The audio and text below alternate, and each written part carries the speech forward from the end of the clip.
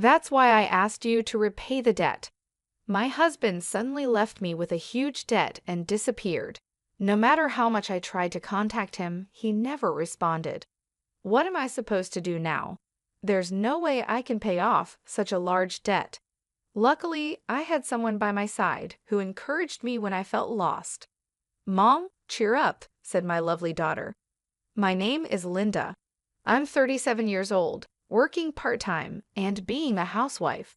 My husband's name is Johnny, and we are a family of 3. I met Johnny at a mixer I attended just to fill the numbers. I was nervous, but Johnny started talking to me and made the atmosphere lighter.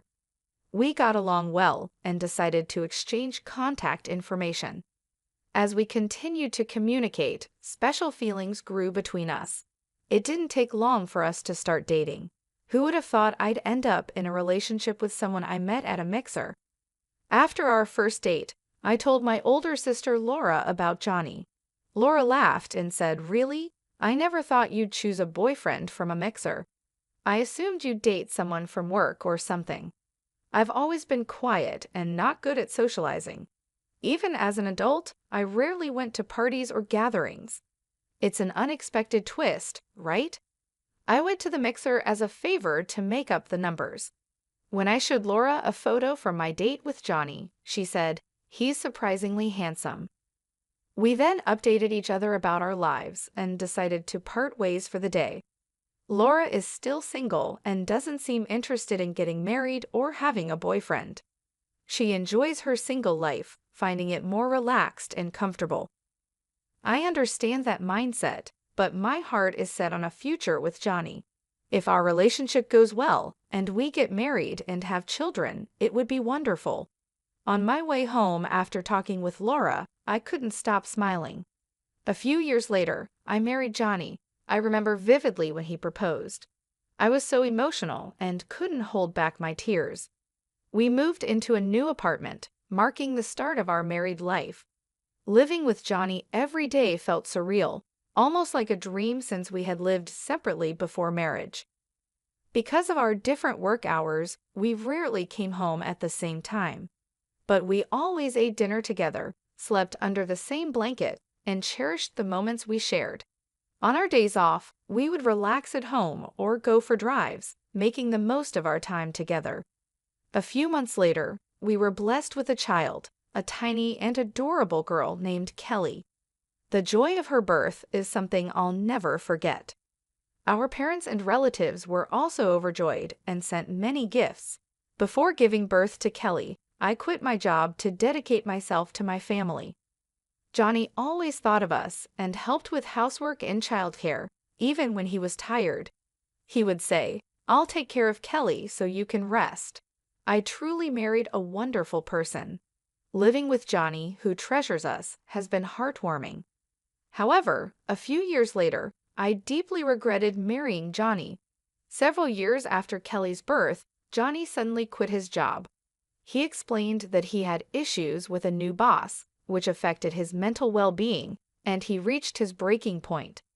I understand why he left, but I was bothered that he didn't discuss it with me first. Of course, resigning is an option if a husband faces challenges at work, but our family relies on Johnny's salary. He should have talked to me before making such a big decision. That was so sudden. Have you already thought about your next job? I asked. Yeah, don't worry. I'll figure something out, Johnny replied vaguely, but his response didn't ease my worries. All I can do now is trust him. Fortunately, Johnny found a new job quickly, which was a relief. I also thought about working, but since Kelly is still young, I want to be there for her at home. Is everything okay at the new job? Have you settled in? I asked. Yeah, somehow, he replied. Did something happen? Are you not getting along with your boss or colleagues? I asked, worried. I told you I'm fine. Don't worry too much. Look, I'll take care of Kelly so you can take a bath. Really? Thank you. He seemed different from usual, but I felt that asking more might upset him. So I handed Kelly to him and went to take a bath. A few days later, Johnny came home looking upset. As I tried to ask him what happened, Memories of the past flashed through my mind. I remembered when he suddenly announced his resignation. Did he quit his job again so soon? Sadly, my suspicions were right. "I quit my job," he said. "Why?" "I just couldn't get along with the people there. I couldn't stand being directed by someone much younger than me. I just couldn't bear it anymore." "I see, but we'll get through this. We'll find another job. I'll help in any way I can," I said, trying to stay positive. Suddenly, Johnny's expression changed, and he raised his voice. "Hey, what's with that look? You don't like that I quit? You are able to eat because I work. You just stay at home, and you're acting all high and mighty." He threw his bag onto the living room table. "What's gotten into you all of a sudden?" "Shut up, just be quiet," he shouted. Unable to contain his anger, Johnny grabbed a whiskey from the fridge and drank it in one gulp. I had never seen him this angry before. At that moment, I felt terrified. I had always been grateful to him and tried to be supportive. An extremely angry Johnny shouted at me for a while, then slumped down on the sofa, looking grumpy. I was so shocked that all I could do was accept his words. This incident created a rift in our relationship. Since then, Johnny has been in a cycle of finding and quitting jobs. We lived in uncertainty and had many anxious days. "Johnny, can't you be a bit more serious about your job?" I finally asked. At first, I tried to understand his feelings and said nothing, but given the circumstances, I couldn't stay silent any longer. "You're annoying. If you have complaints, then you work and earn money. You rely too much on me," Johnny snapped. "But we have Kelly to consider," I replied. "So what's your point?" Johnny retorted. Lately, Johnny had been losing interest in Kelly and seemed to avoid her. When she was born, he was so caring and happy. Now, he felt like a completely different person. No matter how much I pleaded, Johnny showed no interest in working again. Eventually, I decided to leave Kelly with Laura and start working myself. "I'm really sorry for having to leave her with you," I told Laura. "It's okay, Kelly and I will wait together," Laura reassured me. Kelly had just started kindergarten, so I wasn't too worried about leaving her. I trusted Laura to take good care of her, and Kelly was very mature and calm for her age. She showed interest in newspapers, read them on her own, and could write long, complex sentences. She was quiet and composed, making friends easily in kindergarten. As a parent, it was heartwarming to see her so happy and well-adjusted. Feeling confident, I started looking for a job and found one quickly. I began working full-time, and the pay was better than I expected. Even if Johnny quit his job, our finances would be stable. The work environment was pleasant, and despite the busy days, I enjoyed my job. A few years after I started working, Johnny finally found a stable job. He seemed to find a workplace that satisfied him, and I felt a profound sense of relief. His demeanor brightened over time, and he started to act like the man I knew in the early days of our marriage. He became considerate of the challenges I faced juggling work and family, often asking, "Has it been tough? Aren't you tired?" I was taken aback by this transformation, but it seemed job stability had given Johnny peace of mind. Kelly was growing up healthily, and Johnny started acting like a caring father again. Seeing Kelly play joyfully with Johnny always warmed my heart. Still, the thought of returning to the way things were before made me anxious about leaving my job. Therefore, I decided to keep working and ensure our family's future remained secure. I continued to rely on Laura for childcare. "How's Kelly? Is she doing well?" I asked. "Don't worry, she's playing happily," Laura replied. If Kelly was doing well, I could be at ease. I planned to treat Laura to something she liked as a token of my appreciation. Several years passed, and Kelly was now in 3rd grade. She went to school every day with great enthusiasm. Our family's bond was just like before, harmonious and loving. I wondered what had caused the rift between Johnny and me because our home life felt so stable, almost as if the past problems had been forgotten. Then one day, Johnny made a suggestion. Ever think about getting a new car? A new car? Yeah, our current car is good, but it's reaching the end of its life. It's becoming a hassle to maintain.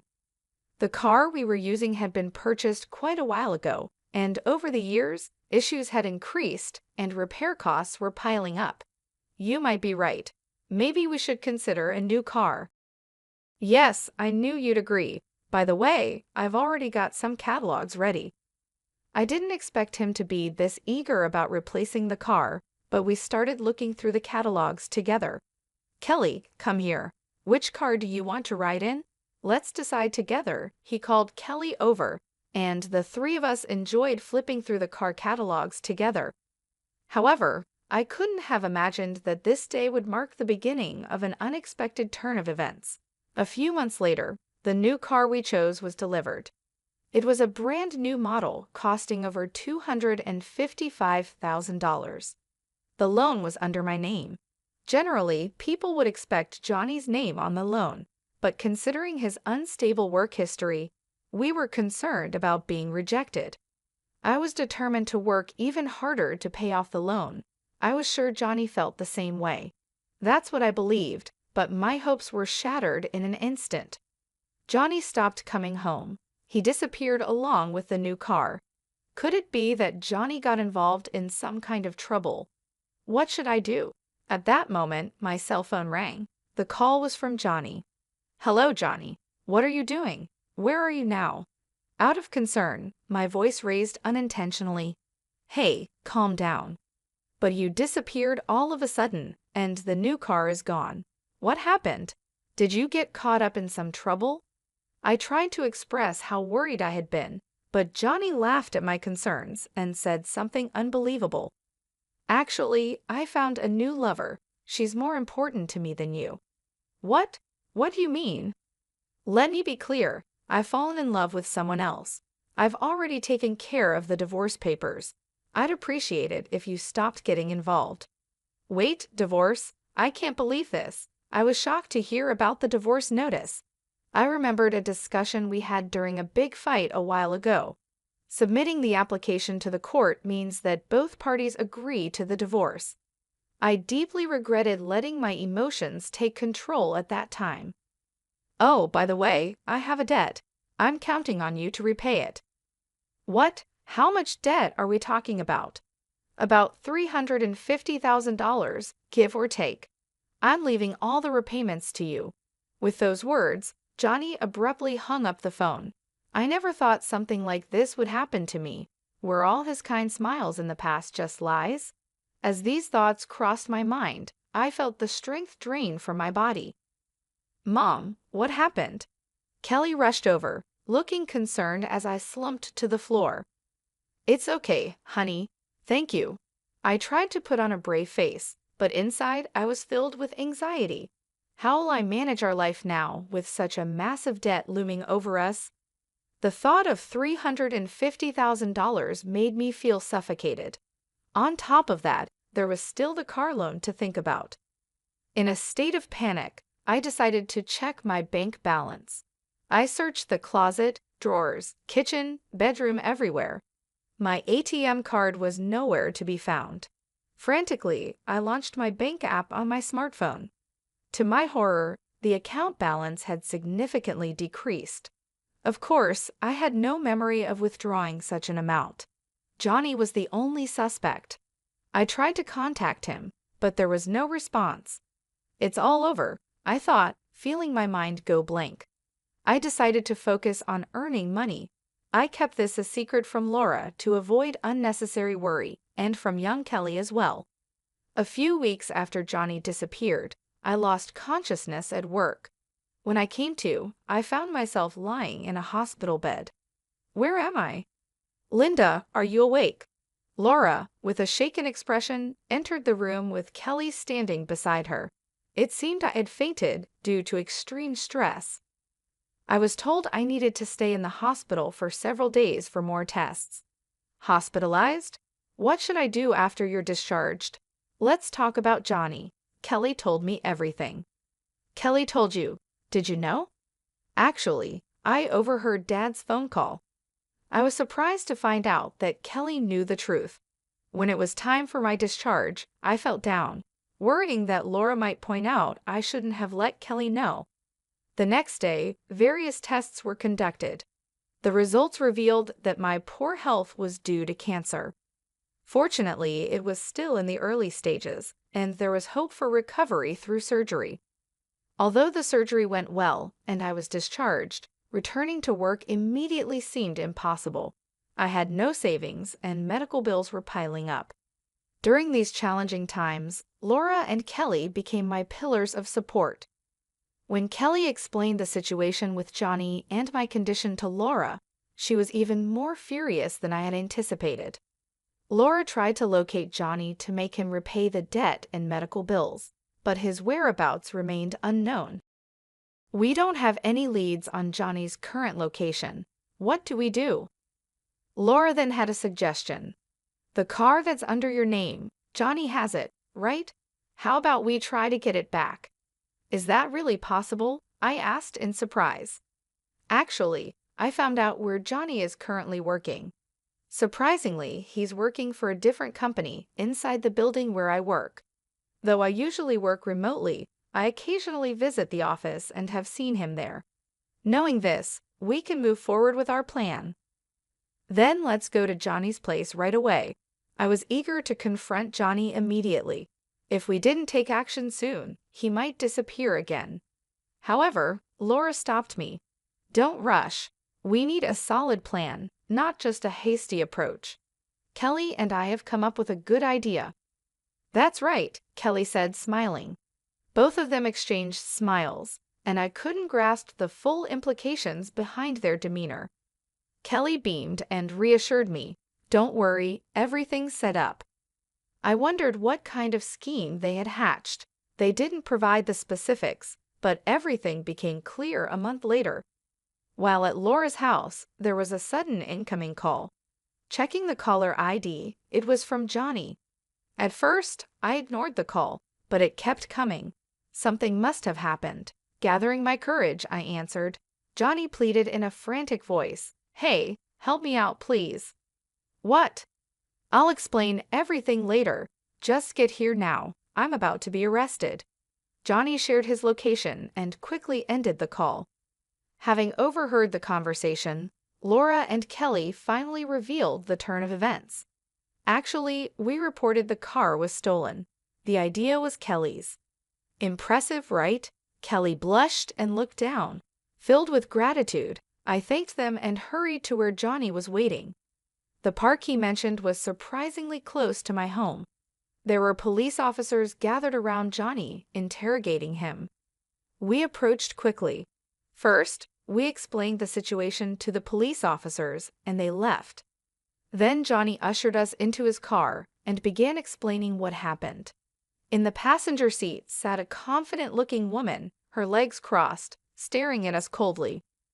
"Thanks for coming, but why did the police come to me?" Johnny asked, confused. Despite being surrounded and questioned by the police, he hadn't understood why. I reported the car was stolen. "After all, that car is mine," I said, shocked at his confusion. "We're divorced, so we have no ties." Reporting it stolen was the natural thing to do. He probably never expected to be reported for car theft. Kelly continued the conversation with Johnny, who was visibly shaken. "Dad, why did you leave us behind? Why won't you pay back the money yourself? Explain?" Johnny let out a sigh, looking exasperated but remained silent. "If you're just going to stay silent, I'll report it to the police. Using my name without permission is a crime." Hearing this, Johnny began to talk bit by bit. He mentioned his mistress, Julie. Apparently, she had recently joined the company where Johnny worked. They connected during a company welcome party, which developed into a romantic relationship. Shockingly, about 5 months ago, he found out she was pregnant. Looking at Julie's stomach, it was evident she was expecting. "So you chose her over us and left?" I asked. "That's a harsh way to put it, but yes," Johnny admitted. Laura suddenly interjected, "But the fact remains, you left, right?" Johnny seemed taken aback by her directness, but Laura continued questioning him. She began to lash out at Johnny, criticizing his past actions. She talked about his irresponsible behavior towards the family, constantly changing jobs, and his quick temper, which often led to him yelling in anger. Johnny, deep in thought or maybe just ignoring her, bowed his head and stayed silent. Julie, irritated, pressed him about the $350,000 debt, but he stayed quiet. Unable to hold back any longer, Julie revealed a shocking truth. He borrowed money in his wife's name to buy me a lot of luxury items. A debt of $350,000 for gifts for Julie? What on earth did he buy? It was hard to believe. What was even more curious was how easily Julie revealed the reason for Johnny's debt. If they were in cahoots, revealing this information would put them at a disadvantage. While I was thinking about this, Kelly asked Julie a question. "Your belly is pretty big. Is it a baby? When are you due?" "In about 5 months, I guess." Giving birth in 5 months? That didn't make sense, considering she was supposedly impregnated 5 months ago. Shouldn't there be more time? Laura noticed this inconsistency and pressed Julie further. "Is that baby really Johnny's? Isn't it odd for the baby to be due in 5 months? Whose child is it?" Laura voiced her suspicions directly. Although surprised, Julie didn't seem intent on hiding anything. "Actually, the child isn't Johnny's. I thought about keeping it a secret, but I figured it would be a hassle to get further involved with him, so I'll just spill the beans." "Is that why you were honest about the debt too?" Laura asked. "Yeah, there's no point being with Johnny anymore after all," she said with a mocking expression. The atmosphere was heavy and tense. I wanted to get away from there right now. Meanwhile, Johnny stared at Julie with an incredulous expression. "Hey, what are you talking about? This is a joke, right?" "Why would it be a joke? I mean exactly what I said." The tension increased, making the atmosphere even more stifling. Amidst this, Laura took charge of the situation. "Anyway, I'll call the police." "Huh? What are you talking about?" Johnny asked, panicked. "I couldn't care less about you two, but remember, borrowing money under Linda's name is a crime. Plus, using the car without permission is also a crime, especially since Johnny and Linda are now complete strangers. Laura instructed me to contact the police." Johnny and Julie frantically tried to talk their way out of the situation. I ignored their pleas and made the call. After a while, I could hear sirens approaching. This should make them face the consequences. The issues regarding the debt and the car should be on their way to resolution. I felt a huge relief. Finally, things were sorted out. In the end, Johnny and Julie faced legal action. They didn't end up in prison, but they had to take on responsibilities like compensation payments, repaying the debt, and child support. Several times, they tried to reduce the payments through lawyers, but a secret recording that Kelly had made was used as evidence, so their requests were denied. Kelly had made the recording because of a scene from a TV show she had watched with Laura. While I thought she was really quick-witted, I couldn't help but wonder what kind of shows Laura had shown Kelly. After all that, Kelly and I now live with Laura. Kelly didn't face any issues commuting to school since it was close to our previous home. The car was safely returned, and it seems Johnny is somehow managing the debt. If Johnny hadn't made those wrong decisions, he wouldn't have had to face such hardships. In this whole incident, the presence of Laura and Kelly was significant, and thanks to them, the situation is heading towards resolution. I'll work hard from now on, hoping for a peaceful life with the two of them.